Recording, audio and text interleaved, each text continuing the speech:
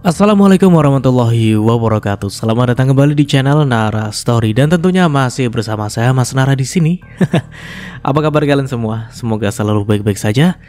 Sehat badannya, dilimpahkan rezekinya dan dihindarkan dari segala berbahaya. Amin. Di kesempatan kali ini saya akan menceritakan sebuah cerita drama rumah tangga dengan judul Bukan Rumah, melanjutkan dari part sebelumnya. Oke, seperti biasa sebelum ke ceritanya, bagi kalian yang belum subscribe channel Nara Story, silahkan bisa subscribe dulu lah. Dan aktifkan lonceng notifikasinya agar kalian tidak ketinggalan cerita menarik dari channel Nara Story.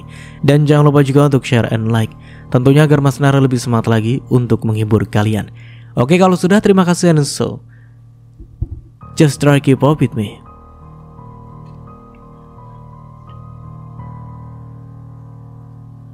Renata. Jessica menautkan alis, cukup heran melihat kedatangan Renata.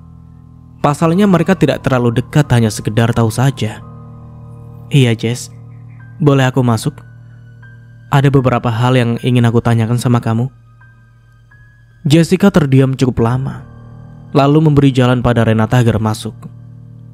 Jessica mengambilkan minuman kaleng dingin dan beberapa cemilan di toples. Ada apa kesini, Rek? Maaf ya, tadi aku agak terkejut aja melihat kamu kesini. Gak biasanya. Jessica mulai terlihat cukup ramah. Iya Jess, gak apa-apa. Maaf banget ya kalau kedatanganku mengganggu kamu. Oh, gak apa Rek, tenang aja. Mau tanya apa? Tanya Jessica. Ini aku mau tanya tentang gaji suami kamu, Jess. Dari kantor semua kamu yang pegang kan? Dapatnya berapa? Tanya Renata to the point. Jessica seketika menautkan alisnya. Kenapa tanya hal itu, Renata? Kamu tahu kan kalau gaji itu masalah privasi? Iya tahu, Jess. Tapi aku lagi ada masalah di rumah. Akhirnya Renata bercerita bahwa dirinya tidak tahu sama sekali berapa gaji Iqbal selama ini. Astagfirullah, bentar. Aku ambilkan skrip gaji dulu ya. Suamiku bagian keuangan. Dia yang gaji karyawan, biasanya dia bawa kopiannya ke rumah buat arsip di rumah. Jessica masuk kamar berlalu dari pandangan Renata. Wanita itu mendecak lega, akhirnya ia akan tahu berapa gaji Iqbal sebenarnya. Hati Renata benar-benar sakit. Perjalanan pulang yang seharusnya memakan waktu hanya 10 menit, kini lebih dari itu.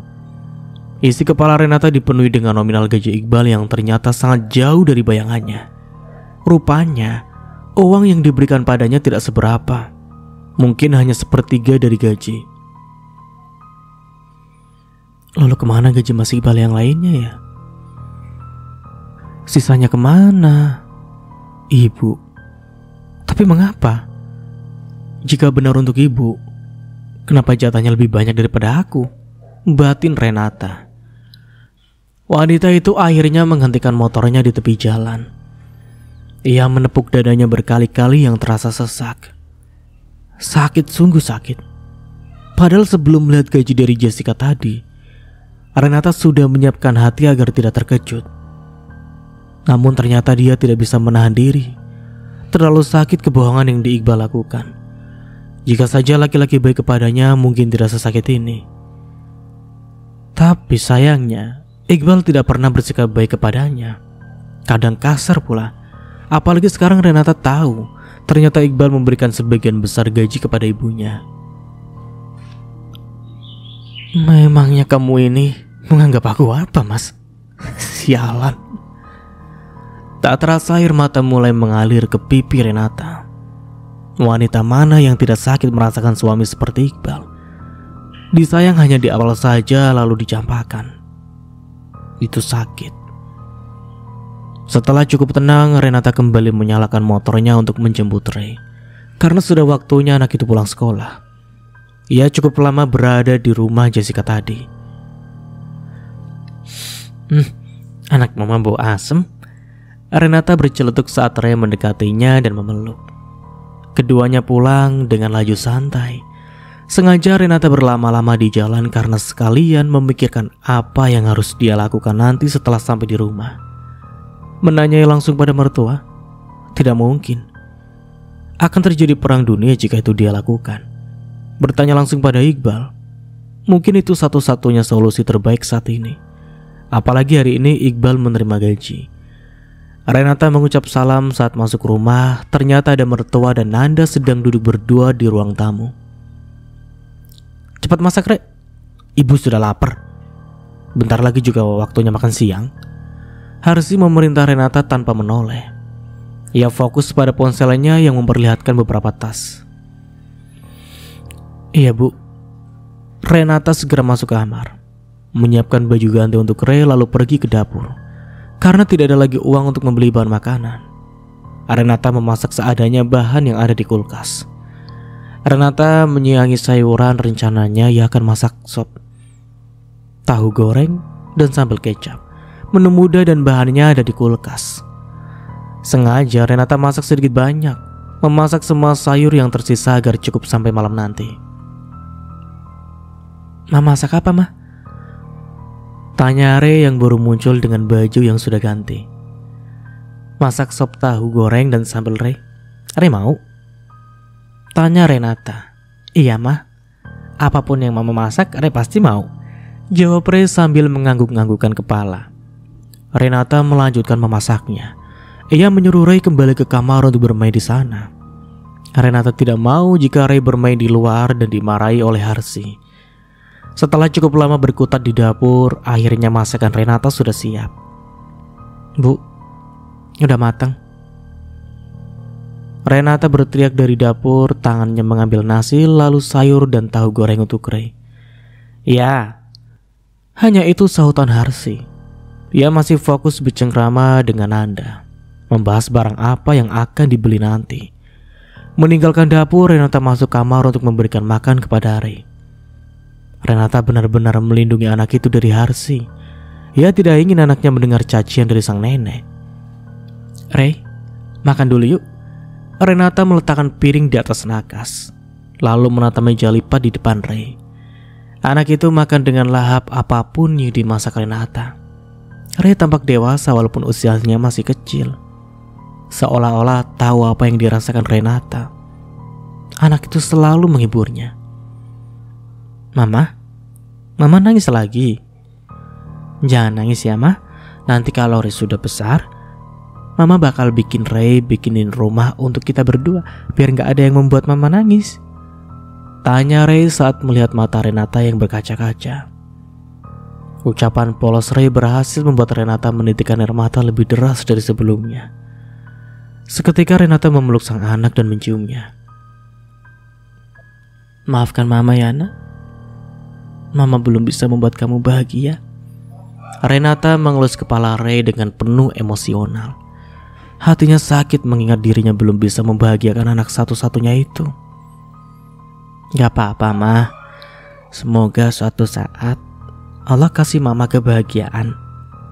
Sorenya saat Iqbal pulang, Renata segera menyiapkan makanan untuk suaminya itu dan menyiapkan baju ganti. Nih, gajiku untuk belanja bulan ini. Jangan boros kamu, atur yang benar. Jangan sampai kekurangan di akhir bulan ini. Iqbal menyerahkan uang berwarna merah 20 lembar kepada Renata. Wanita itu menghitung jumlah uang yang diberikan. Melihat itu Iqbal menautkan alisnya. Tumben sekali Renata menghitung uang yang diberikannya. Biasanya Renata langsung mengucapkan terima kasih tanpa menghitungnya.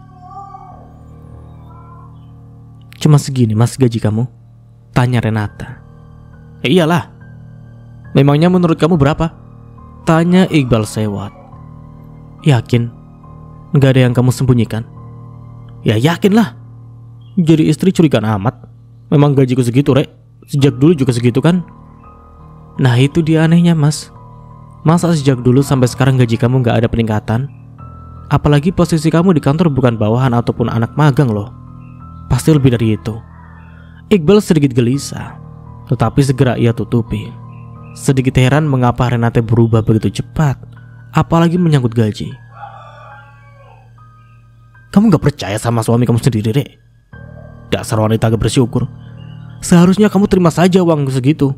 Masih beruntung aku kasih uang. Di luar sana banyak istri yang gak dinafkahi suami. Bentak Iqbal kesal, ia berhasil menutupi kegelisahannya dengan amarah. Bukan gak bersyukur mas, tapi aku hanya ingin tahu berapa total gaji kamu. Kenapa aku selalu dikasih segini sejak dulu? Padahal harga bahan pangan pun naik sekarang mas. Uang 2 juta gak akan cukup untuk sebulan. Apalagi kamu melarang aku jualan kue untuk nambah uang belanja. Oh, jadi kamu nyalain aku? Iya. Benar ya kata ibu. Kamu memang sulit dikasih tahu. Sudah gak becus atur uang, gak bersyukur juga. Astagfirullah. Apa susahnya sih jujur mas? Tanya Renata dengan nada sedikit pelan. Hah? Apalagi yang harus diobrolkan? Gak ada.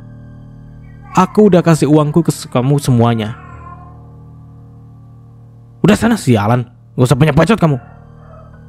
Ini tanganku bisa melayang ke wajah kamu nih kalau kamu ngeyel terus. Menahan emosi, Iqbal pergi dari kamar sambil bersungut-sungut. Renata membuang nafas panjang. Ia menatap punggung lebar Iqbal yang menjauh. Ditatapnya uang 2 juta di tangan itu. Entah bagaimana dirinya mengatur uang itu agar cukup untuk 1 bulan ke depan. Ponsel Renata berdering nyaring membuyarkan lamunan Renata. Wanita itu meraih ponsel di nakas melihat siapa yang menelpon. Dengan semangat ia mengangkatnya. Tengah malam Renata terbangun karena mendengar suara berbisik di luar kamar.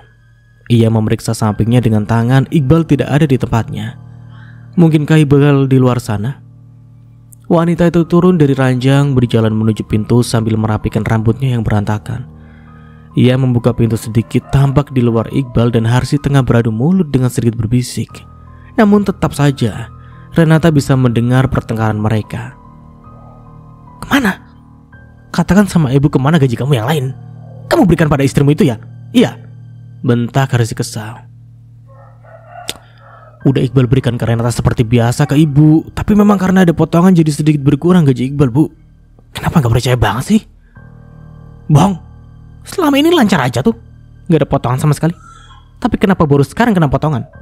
Mana lumayan banyak lagi. Ya mana Iqbal tahu sih bu, kenyataannya begitu kok. Dasar kamu gak tahu terima kasih sama orang tua. Seharusnya jatah ke ibu jangan kamu potong.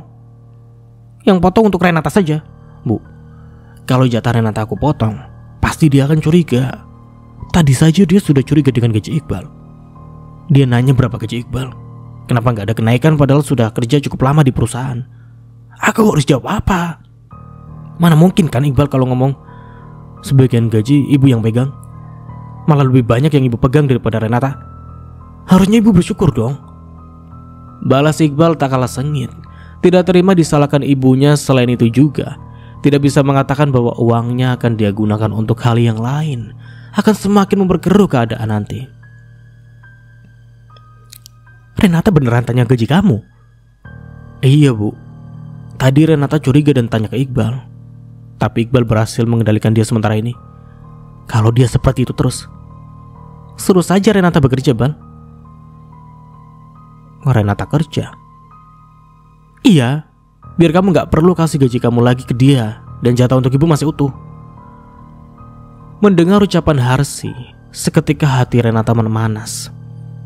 Tega sekali Harsi padanya. Sudah menyabotase gaji Iqbal, kini malah memanas-manasi Iqbal agar ia bekerja. Tak terasa air mata membasahi pipi Renata. Ingin melanjutkan mendengarkan percakapan Harsi dan Iqbal, tetapi hatinya sakit dan tidak mampu mendengar lebih jauh lagi.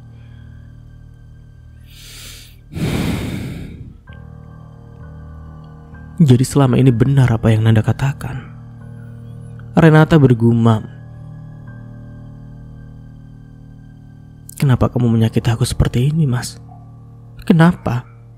Aku yang mengharapkan memiliki rumah untuk pulang, berbagi keluh kesah, bisa merajut cinta bersama, membangun masa depan berdua. Justru harus dihadapkan dengan kamu dan ibumu yang menjatuhkan mentalku sejatuh-jatuhnya, menyakiti hatiku sedalam-dalamnya. Padahal aku sudah berbuat baik selama ini, selalu patuh dengan semua perintah dan keinginan kalian.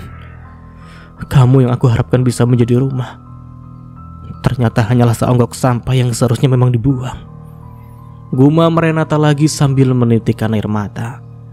Renata benar-benar tidak menyangka Iqbal setega itu kepadanya. Padahal Renata masih memiliki setitik harapan Iqbal bisa berubah dan mereka bisa merajut masa depan bersama. Mendengar langkah kaki mendekati kamar, Renata segera merebahkan tubuhnya dan menyelimuti tubuhnya hingga tertutup semua. Tidak ingin Iqbal tahu bahwa dirinya baru saja menangis. Renata merasakan rancangnya bergerak di sebelahnya, diikuti dengan suara ponsel Iqbal yang menampilkan wanita cantik bergoyang di aplikasi hitam. Cantik banget sih kamu. Kira-kira bisa diajak main gak ya? Yang kemarin kurang mantap goyangannya. Mendengar ucapan Iqbal, Renata menautkan alis, mencoba mencerna kalimat dari Iqbal. Namun Renata tetap tidak mengerti maksudnya. Apa maksud kamu, Mas? Siapa yang kamu puji? Lalu apa maksudnya main? Mantap ini.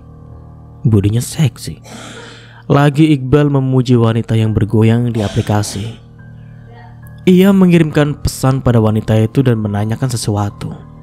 Tidak ingin terlalu jauh memikirkan suaminya, Renata memutuskan tidak ingin mendengar ucapan Iqbal. Malam itu Renata tersiksa dengan pikirannya sendiri. Memikirkan gaji Iqbal yang tidak sepenuhnya diberikan kepadanya, bahkan lebih banyak diberikan kepada ibunya. Bukankah setelah menikah istrilah yang harus diprioritaskan? Tapi mengapa tidak dengannya? Iqbal seolah menggampangkan kewajibannya. Dulu Renata menginginkan suami yang bisa diajak hidup bersama, bukan hanya tinggal bersama, saling membantu mengerjakan pekerjaan rumah dan saling terbuka dalam semua urusan. Sayangnya, Iqbal tidak seperti itu.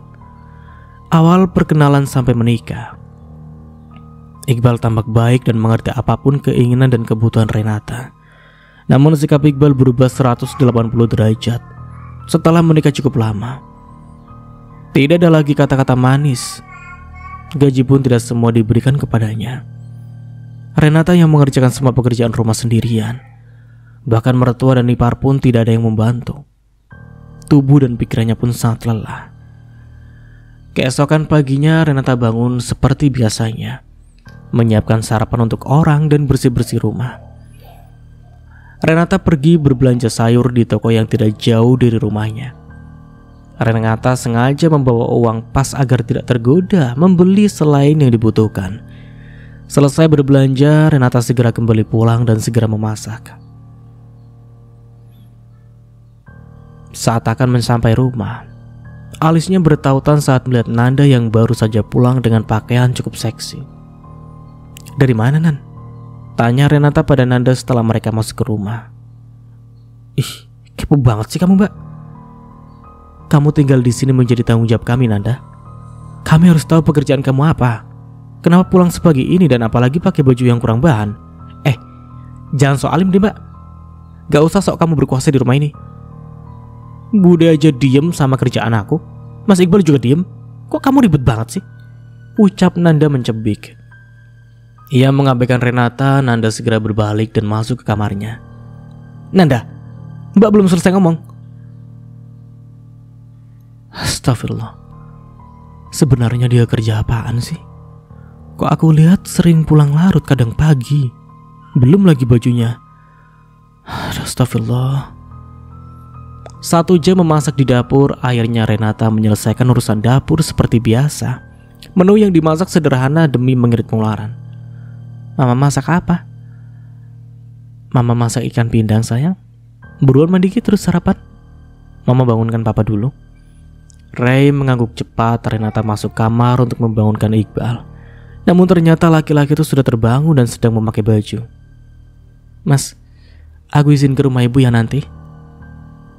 Mungkin nginep di rumah ibu beberapa hari. Semalam ibu telepon, minta aku datang. Kalau aku gak izin, kenapa kamu akan nekat pulang? Tanya Iqbal dengan ketus. Tentu saja, aku akan tetap ke rumah ibu, tapi langsung pulang karena ibu bilang penting. Jadi aku tetap akan ke rumah ibu. Ya udah, terserah kamu. Toh kamu memang susah dikasih tahu. Kamu sudah ngomong sama istrimu? Tanya Harsi di meja makan. Belum bu, belum sempat. Dia tadi izin mau ke rumah ibunya. Jadi Iqbal tunda ngomongnya. Jangan kelamaan Bal, biar dia segera punya gaji sendiri. Kan lumayan uangnya bisa buat ibu. Dan uang istrimu yang dipakai belanja kebutuhan dapur gak rugi banyak kamu Bal. Iya bu. Mereka sarapan dengan lahap, tidak menyadari bahwa Renata mendengar percakapan mereka dari balik tembok. Renata yang tadinya hendak mengambilkan makanan untuk Ray, urung melangkah saat mendengar namanya disebut Harsi. Wanita itu menghela nafas, entah sampai kapan hatinya kuat menahan diri terus-menerus menghadapi sikap mertua dan suaminya. Dia harus bekerja. Renata cukup terkejut, tetapi mengingat bagaimana tabiat mertuanya, Renata tidak lagi berpikir panjang. Berbicara pada Iqbal pun percuma. Membahas gaji saja Iqbal sudah emosi, apalagi jika Renata berani menuntut Iqbal dan menolak bekerja. Apalagi masih ada teka-teki lain yang belum Renata pecahkan, yaitu maksud ucapan Iqbal malam itu. Renata benar-benar tidak mengerti maksud Iqbal. Kembali Renata menghela nafas. Dengan langkah pasti ia berjalan menuju dapur, menghentikan percakapan antara Harsi dan Iqbal yang membahas dirinya harus bekerja.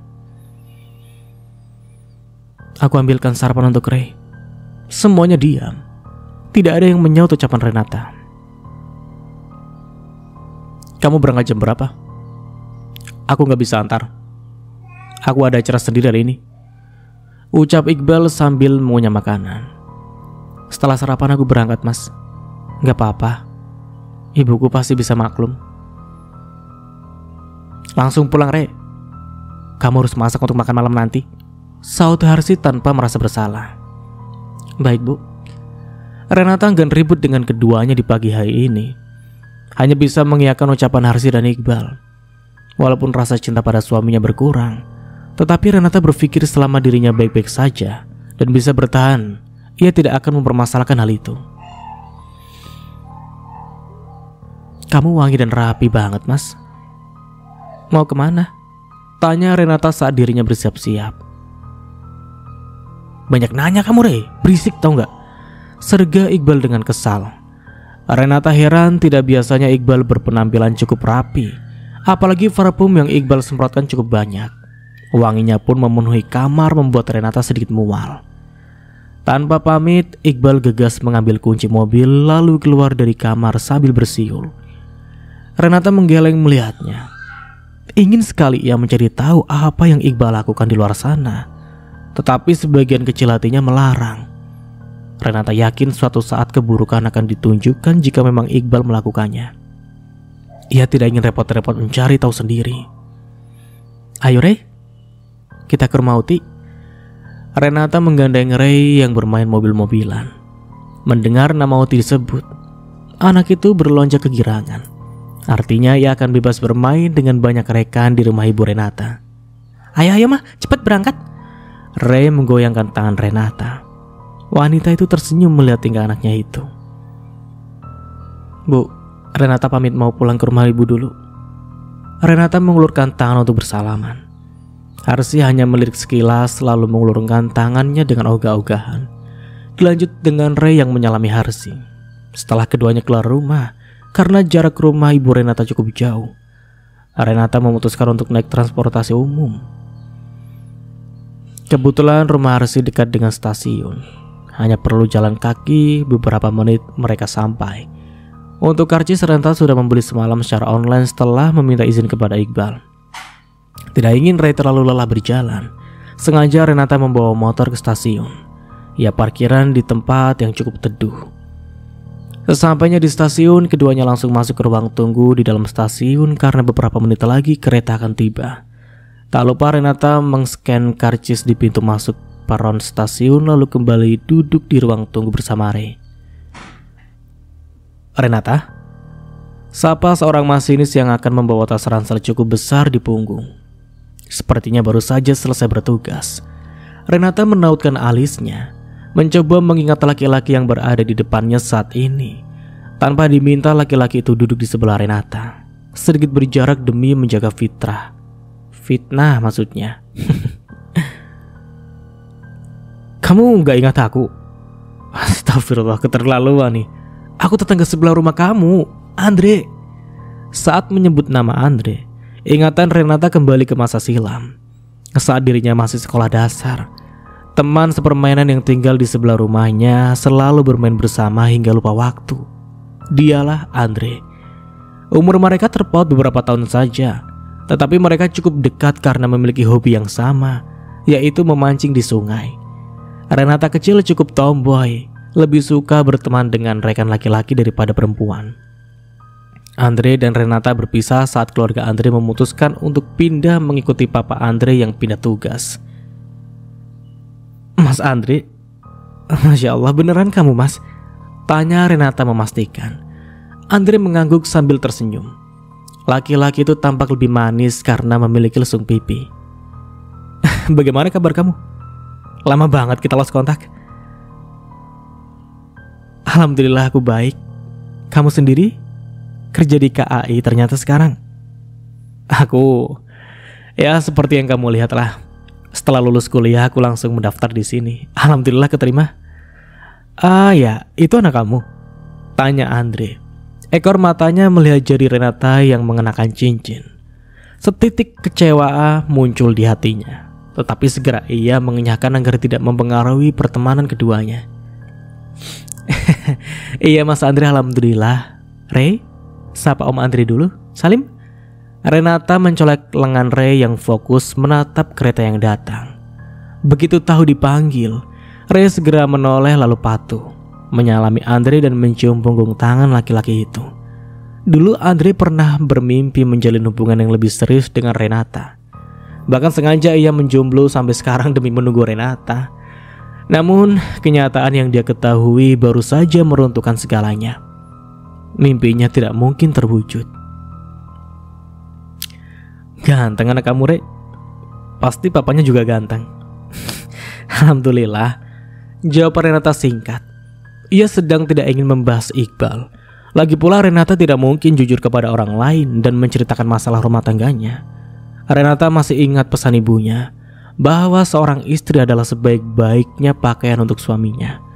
Jangan sampai orang lain tahu masalah yang terjadi. Menghabiskan waktu, keduanya mengobrol santai membahas masa lalu. Andre tidak lagi bertanya tentang suami Renata walau penasaran dan ingin tahu. Tak lama kemudian terdengar pengumuman bahwa kereta yang Renata naiki akan segera tiba. Mas Andre, aku kesana dulu ya. Kereta udah datang. Andre mengangguk, ia menatap Renata yang bersiap bersama Rey.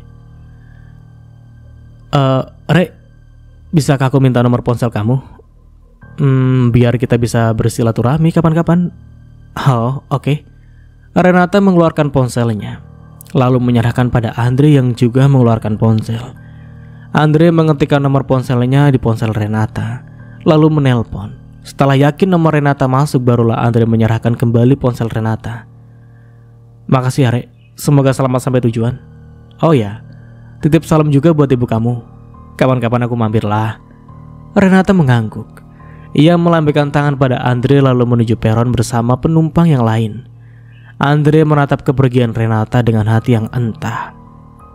Di satu sisi ia bahagia bisa bertemu lagi, tetapi di sisi lainnya kecewa karena wanita yang hendak dia perjuangkan ternyata sudah menikah. Pertemuan dengan Andre bagikan angin lalu bagi Renata. Bukan tidak penting, tetapi isi kepalanya penuh dengan masalah yang dihadapinya di rumah. Begitu kereta berjalan, ia seolah lupa dengan pertemuannya dengan Andre. Sibuk dengan celotehan Rey yang belum pernah naik kereta. Biasanya Renata dan Iqbal naik mobil saat ke rumah ibu Renata. Baru kali ini Renata pergi naik kereta. Sesampainya di stasiun tujuan, Renata memesan ojek online untuk ke rumah. Jarak rumah dan stasiun cukup jauh, tidak memungkinkan Renata mengajak Rey untuk jalan kaki. Tiba di rumah, Renata segera memasuki pekarangan rumahnya yang cukup luas. Tanah milik ayahnya dulu cukup luas, apalagi ayahnya adalah anak tunggal, sehingga semua warisan dari kakek Renata jatuh ke tangan ayah Renata seluruhnya. Di sisi kanan terdapat kebun kecil yang terdapat tumbuhan sayur mayur dan beberapa buah. Di sisi kiri terdapat gazebo yang biasa digunakan saat semua berkumpul. Assalamualaikum. Renata mengetuk pintu. Tak lama kemudian terdengar jawaban salam dari dalam. disusul terbukanya pintu oleh ibu Renata yaitu Aisyah. Masya Allah, waalaikumsalam. Akhirnya anak dan cucuku datang juga. Ayo masuk, ucap Aisyah pada Renata dan Ray. Namun kemudian ia sadar bahwa Renata datang sendiri. Suami kamu kemana? Tanya Aisyah. Enggak ikut bu, Mas Iqbal lagi sibuk. Ah begitu. Lalu kesini naik apa tadi kalian? Naik kereta bu. Oti, Ray seneng naik kereta, celetuk Ray sambil motor-motor lompat. Aisyah tersenyum. Bagus dong Ray, akhirnya bisa merasakan naik kereta. Kapan-kapan coba naik kapal laut dan pesawat ya, sama Uti, Papa, dan Mama sekalian, oke? Jari Ray membentuk jempol dan mengacungkan ke arah Aisyah, membuat wanita tua itu tertawa bahagia. Ayo makan dulu, nanti masmu bakal datang juga. Mas Rendra datang. Tumben, bukannya Mas Rendra sibuk banget ya? Tanya Renata sambil duduk di samping Ray, membantu anaknya mengambil nasi dan beberapa lauk. Ibu yang minta Ray, ada beberapa hal penting yang bakal ibu kasih tahu ke kalian berdua. Renata menautkan alisnya. Tidak biasanya sang ibu memanggil mereka berdua bersama selain lebaran. Apalagi hal penting. Ada apa ini? Udah makan dulu. Aisyah memberikan piring pada Renata agar anaknya segera makan. Selesai mengambil nasi, terdengar suara cukup ramai di depan rumah. Sepertinya masmu datang. Sebentar ibu ke depan dulu ya.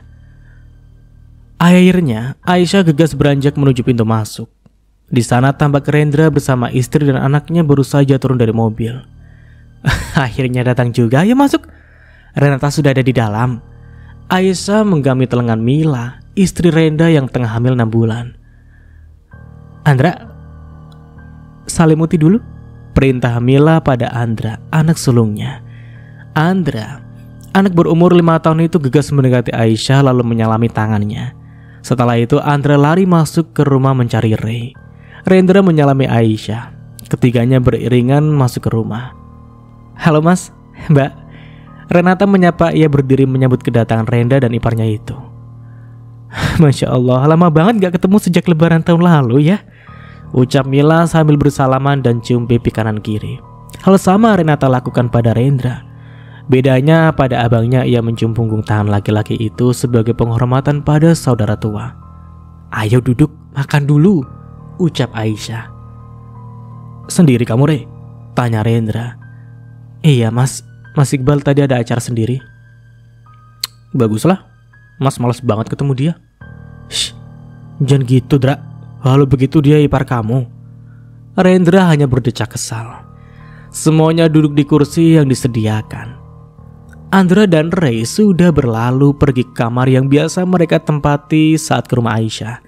Di sana banyak mainan yang sengaja ditinggal dan disimpan di kamar agar tidak perlu repot membawa dari rumah.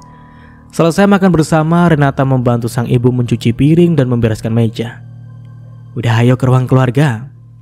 Ibu mau kasih pengumuman penting. Aisyah menggandeng tangan Renata. Berdua berjalan menuju ruang keluarga di mana Mila dan Rendra berada. Ada apa bu? Tanya Rendra sambil memasukkan ponsel ke saku. Ia baru saja mengecek grup karyawan. Rendra sukses menjadi pemilik restoran yang cukup terkenal di kota sebelah. Begini, kemarin ibu didatangi pengacara yang ternyata dia orang kepercayaan ayah kalian. Ada beberapa hal yang selama ini ibu tidak ketahui dari ayah kalian selama hidup. Dan baru sekarang ibu mengetahui. Itu pun dari orang lain. Semasa hidup ternyata ayah kalian memiliki beberapa bidang tanah dan ruko yang tidak ibu ketahui. Ayahmu membeli beberapa tanah dan ruko milik orang. Lalu sekarang semua itu diwariskan kepada kalian berdua. Pembagiannya pun sudah ayah kalian atur dengan adil. Tidak dibedakan antara laki-laki dan perempuan. Semua mendapat warisan yang sama. Renata, Rendra, dan Mila saling berpandangan. Mereka juga baru mendengar hal itu sekarang. Sebelumnya sang ayah pun tidak ada yang memberitahu mereka. Memangnya banyak bu? Tanya Rendra. Alhamdulillah cukup banyak. Ibu yang menerima sertifikat tanah dan bangunan juga terkejut dengan itu. Sebentar ya, ibu ambilkan ke kamar. Aisyah bangun dari tempat duduknya menuju kamar. Wanita itu mengambil sertifikat yang dia sembunyikan di dalam lemari rahasia di dalam lemari baju. Ada beberapa sertifikat yang dibawa dan sudah ditata sesuai dengan wasiat suaminya. Lalu tak lupa ia juga mengambil buku rekening atas nama kedua anaknya. Aisyah menyerahkan sertifikat yang ia beri nama Rendra pada anak sulungnya. Lalu untuk Renata sesuai nama yang tertera. Banyak sekali, Bu. Seru Renata terkejut melihat sertifikat untuknya ada beberapa lembar. Iya, Re. Kemarin ibu juga terkejut sekali mendengar dari pengacara. Semua sertifikat itu sah dan asli. Itu semua untuk kalian dari almarhum ayah.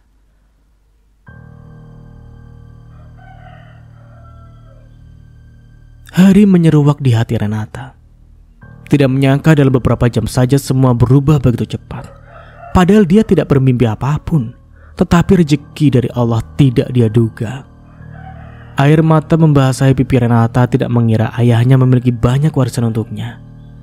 Ayah, lalu terakhir almarhum ayah kalian juga menyiapkan tabungan untuk kalian. Tidak banyak jika dikuruskan dengan masa sekarang, tetapi melihat tanggal tabungan di tahun itu, uang ini cukup banyak. Aisyah menyerahkan buku tabungan sesuai nama masing-masing. Benarkah ini semua milik ayah? Tanya Rendra tak percaya. Mila pun sama. Ia memeriksa semua sertifikat yang diberikan mertuanya. Tangannya hingga bergetar karena tidak percaya. Benar? Ternyata almarhum ayah kalian memiliki bisnis lain yang ibu tidak tahu, Dra. Ibu hanya tahu ayah memiliki restoran yang kamu kelola dulu itu. Bahkan ibu tidak tahu apapun. Masalah keuangan pun ayah kalian yang mengurus. Ibu hanya diberikan uang untuk belanja kebutuhan rumah dan kebutuhan pribadi ibu saja. Jangan kamu jujur sama suamimu itu, Rek. Ucapan Rendra berhasil menarik perhatian semua orang. Aisyah, Mila, dan Renata menatap laki-laki itu. Ingin tahu alasannya. Kenapa, Mas? Tanya Renata. Iya, memangnya kenapa? Ada yang salah dengan Iqbal? Tanya Aisyah. Firasat Rendra tidak enak. Jika sampai suami Renata, apalagi keluarganya tahu Renata mendapatkan banyak warisan dari ayah. Mas bisa menebak apa yang terjadi di rumah tangga kamu. Walaupun tidak kamu ceritakan. Kamu sendiri, Rek, yang tahu bagaimana mereka. Kamu harus tegas kali ini. Jangan sampai masalah warisan mereka tahu. Renata tertegun. Tidak menyangka Rendra mengetahui sedikit banyak tentangnya. Jika sang kakak tidak tahu, pastilah tidak akan berkata demikian. Renata kembali teringat saat Iqbal memberikan gaji yang cukup banyak untuk mertuanya, yang seharusnya dirinya menerima lebih banyak. Belum lagi sikap Iqbal yang berubah drastis kepadanya. Tidak lagi memperhatikan perasaan Renata, apalagi kebutuhan Renata. Renata pun mengangguk. Baik, Mas. Renata, sebenarnya ada apa? Kalian baik-baik saja, bukan? Tanya Aisyah gelisah, dalam hati ia tidak tega melihat anaknya disakiti. Renata sudah ditinggal ayahnya sejak kecil. Kasih sayang dari laki-laki sangatlah terbatas. Hanya dari Rendra, itu pun tidak sepenuhnya bisa menggantikan kasih sayang seorang ayah. Renata kecil yang seharusnya masih mendapatkan kasih sayang, terpaksa harus berdiri sendiri. Ibu doakan saja yang terbaik ya. Renata gak apa-apa kok. Kalau ada apa-apa nanti Renata pasti cerita. Selama masih kuat, Renata akan tetap bertahan. Jadi memang Iqbal kurang baik. Ibu sebenarnya sudah berfirasat sejak awal. Tapi melihat kamu tampak bahagia, ibu tidak bisa berbuat banyak. Kalau memang tidak kuat, kembalilah Renata. Ya, ibu masih sanggup mengurus kamu walaupun hanya sendiri. Mas juga akan melindungi kamu kalau di sini bersama ibu, Rek. Jadi jangan sungkan untuk jujur pada kami saat kamu sudah tidak sanggup. Renata tersenyum, lalu mengangguk. Ia tidak ingin menceritakan aibnya pada keluarganya. Belum waktunya, pikirnya. Selama masih sanggup, ia akan sekuat tenaga bertahan. Apalagi ada Re yang masih membutuhkan papanya. Simpan sertifikat dan buku tabungan dengan baik, Re. Kalau perlu simpan saja di rumah ibu dulu, gak masalah. Iya, Mas. Lagi pula aku belum kepikiran harus apa. Masih kaget dengan kabar ini. Aku gak nyangka ayah ternyata memiliki banyak aset untuk diwariskan kepada kita. Rendra mengembuskan nafas. Ya, sama Mas juga terkejut. Tidak menyangka sih. Tapi insya Allah akan digunakan dengan baik warisan dari ayah ini. Dan sampai di sini dulu ceritanya. Nantikan kelanjutan ceritanya di part berikutnya. Dari saya mohon maaf bila ada salah kata atau dalam penyampaian cerita. Akhir kata, wassalamualaikum warahmatullahi wabarakatuh. Sampai jumpa di video selanjutnya and see you. Ciao.